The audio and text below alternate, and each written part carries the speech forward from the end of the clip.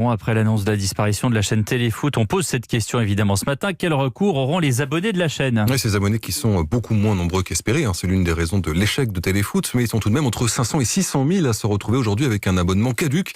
Ils vont sans doute chercher à se faire rembourser. Des recours sont à prévoir, ce n'est pas forcément simple. Les éclaircissements de Simon Rubin.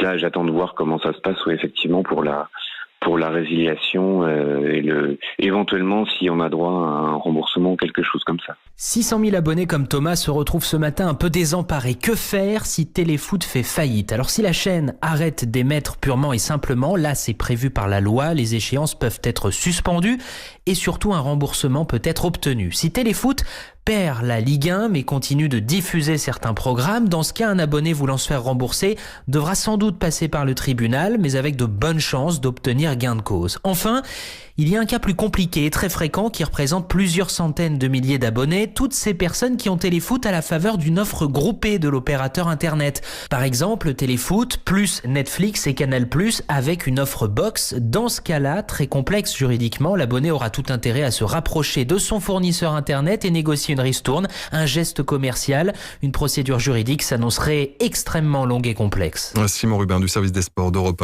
1. Et sur le